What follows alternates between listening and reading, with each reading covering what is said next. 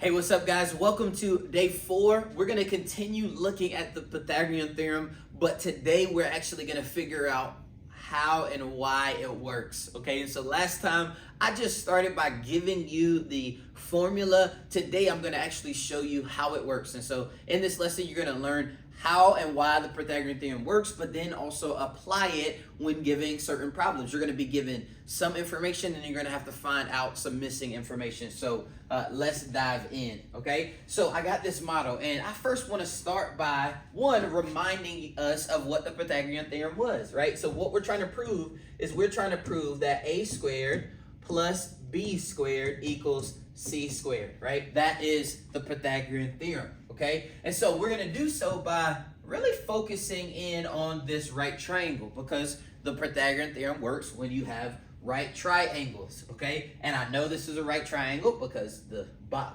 square is there in the corner, all right? So what I have done is, we don't know the sides, but I have these squares along each of the sides, and that is going to give me the length of each of them, okay? So on this first leg, I have 1, 2, 3, okay? So my length for that side is going to be 3, okay? For my other leg, I have 1, 2, 3, 4. So my length for that one is going to be 4.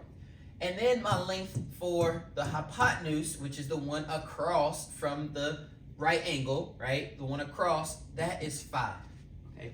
So according to this, if I use the Pythagorean theorem, this should be true, okay? So I gotta start again. Last time I had you label each piece, right? So I'm gonna do that now just to remind us of what we did last time. So the legs are A and B. Again, those you can change, but for this one, I'll just say A is 3, okay? This leg. The second leg is B. B equals 4, right? Again, A and B could change. You could get those.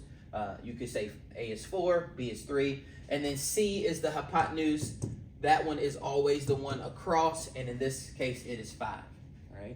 So we're going to plug these numbers into our formula to see if that is true. So 3 squared plus 4 squared equals 5 squared, okay? So 3 times 3 is 9. 4 times 4 is 16. Add those together. 5 times 5 squared is 25. 9 plus 16 gives me 25. So that is correct, okay? So Pythagorean theorem works. I have these sides. Now I want you to actually go back and look at our figure, okay? So when I multiply 3 times 3, okay, 3, again, I have 3 dots along, and I'm multiplying 3 times 3. That's kind of 3 along this side, and then 3 times another 3. When I do that, that's going to give me this square, right? Imagine kind of drawing that number, right? If I was drawing 3, then I draw another 3. Again, that's going to give me 9 sort of total. So, again, this model just kind of represents the square. When I multiply, I got a 3 by 3. So 3 times 3, that gives me 9, right? So this picture kind of shows you I got 9 blocks, right? That represents 9. Same thing here. I have 4 along the top, but then I also have 4 along the side. And when I do 4 times 4, that's 16, okay? So that's just the area of that square would be 16. The area of that one is 9, okay? And then along my hypotenuse side, I have 1. I have a 5. That's 5. And then I'm going to do times 5 because I'm squaring it, right? 5 times another 5, right? 5 times 5, that gives me 25. I'm just essentially drawing the numbers here. And again, the model that represents those numbers, so that's 25 blocks. So again, 9 blocks here for that 9, 16 blocks for that, 25 for that. And when you see, again, I can see that 9 plus the 16 equals the 24. And so this is just a model demonstrating that that works, and it does every single time if it is a right triangle, okay? And so this is an example. This is a picture of why it works, all right? Just to give it to you one more time. I wanted to, show you this because it just looks pretty and it helps you kind of see this, right? Same problem we just did, right? 3 by 4 by 3 and 4 are the legs. 5 is the hypotenuse. This is 9. This is 16. I add these two together to get 25. And so that is why it works, right? Again, when you're squaring it, 3 squared, you're just making this square, okay? You're just making a square, and that 9 is the area of that square. When you square 4, you get 16, and that is the area of that square. And then same thing with the 5, all right? So, look, we are going to continue. I'm going to give you some notes. Listen, I'm just writing out what we just saw, okay? So I'm just putting in words what we just saw. So in a right triangle, the sum, when you add up both of them, right? So that in this case, it was the 9 and the 16. When you add up the areas of the squares on the legs, okay, then they are equal to, okay? So it is equal to, right? The area of the square on the hypotenuse. Again, all this is saying is, again, I got my right triangle. Oh, that's terrible. That's not a square.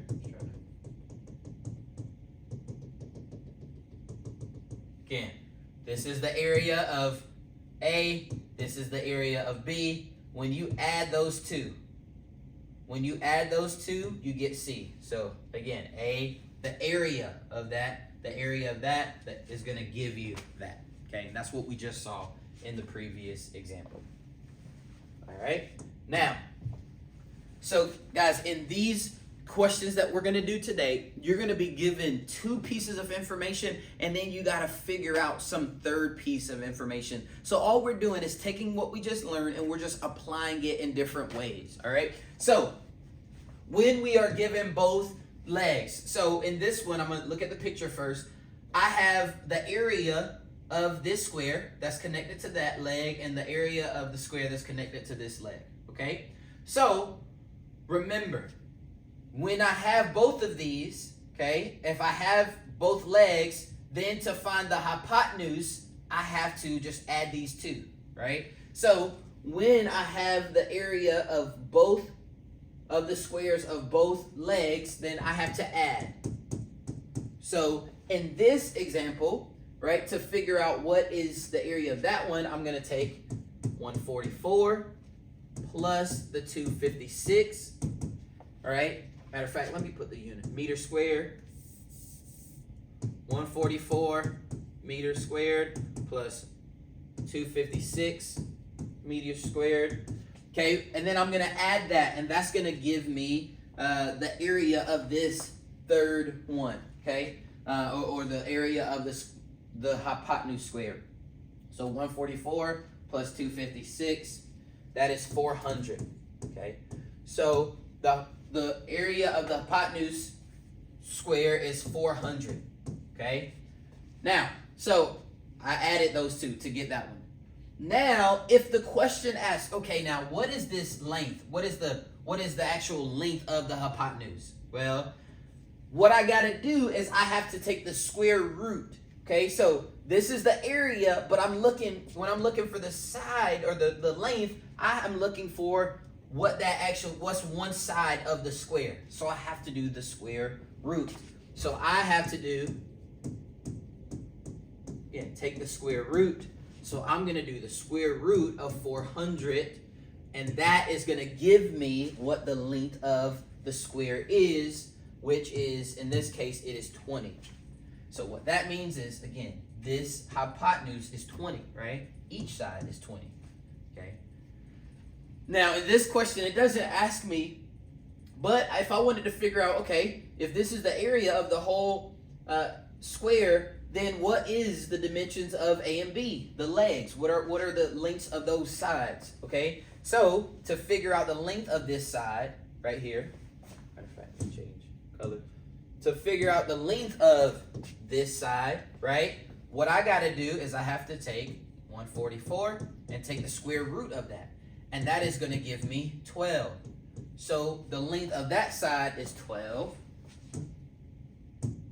If I wanted to find the length of this side, right, I know if I know the area of that square is 256 and I'm looking for just one side, not the area of the, then I got to, again, I got to square root that, right? Square root of 256. Square root of 256 is 16. Okay. All right. So, again, this is how we're going to be using the information given. So we can find a bunch of different things about the right triangle given the area of the squares. All right, let's look at a cup, just one more. Yeah, one more, and then we'll give you some time to practice. Okay, so this time we're given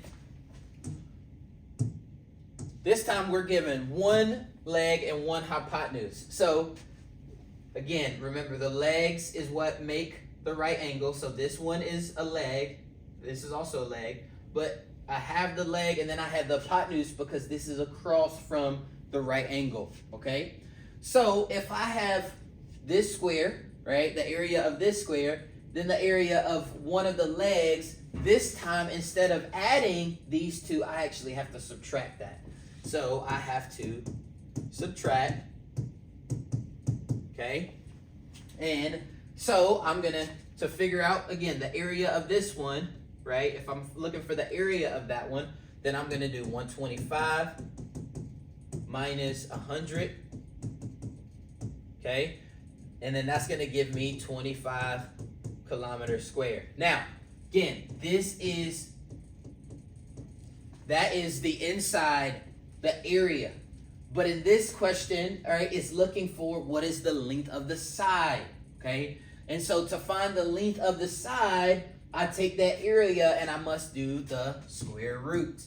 So again, guys, I'm trying to get you to understand that you take this, the area is the inside, but the side, to find the length of the side, we got to find the square root. We're not looking for the inside, we're looking for the length of the side. So to find the length of the side, then I have to do the square root of 25, and that's going to give me 5, right? So the length of that side is 5 kilometers, all right? Now, again, this question, we're done. It doesn't ask us, but other questions are going to ask you. So if it asks you, okay, now find what is the length of this side, right? If I ask you what's the length of that side and I'm given this information, well then I'm just going to take the square root of the 100 and that will give me the length of that side, which is 10. Okay, so this is 10. Then if I wanted to find the length of the hypotenuse, right? Okay, that's 125, so then I'm going to do the square root of 125. Square root of 125.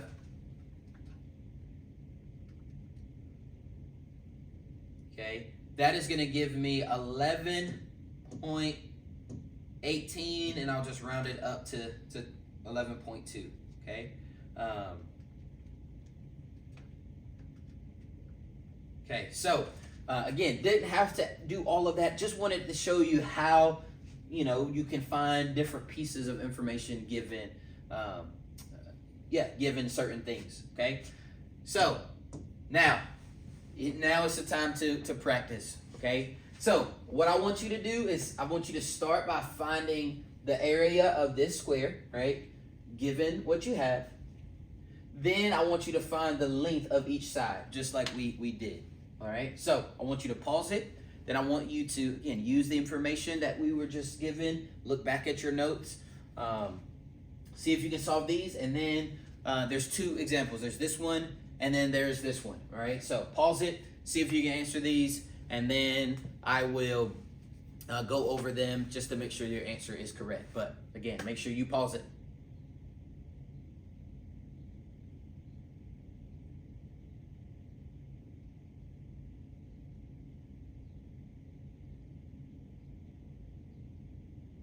All right.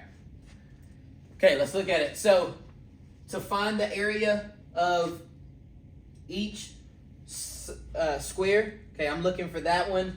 This one is the hypotenuse because it is across.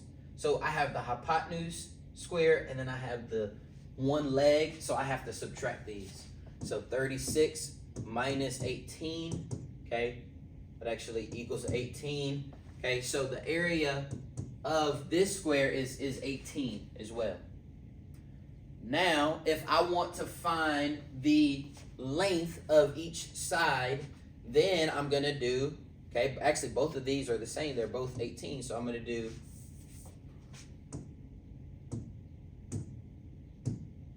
okay, so I'm about to find the area of, well, really, again, they're both the same. So I could keep that green.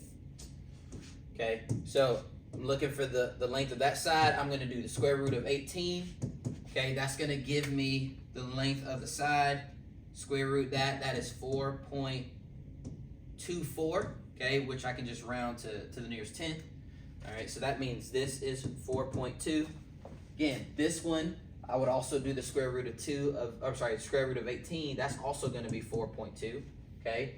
And then to find the area, the length of this side, I got to take the square root of that, right? And that's going to give me square root of 36 is going to give me 6, okay? So my sides for my right triangle is 4.2 and then 6 as the hypotenuse. All right? And then last but not least, all right, I have 100 as the hypotenuse again. This one is 36. I got to subtract those. 100 minus 36.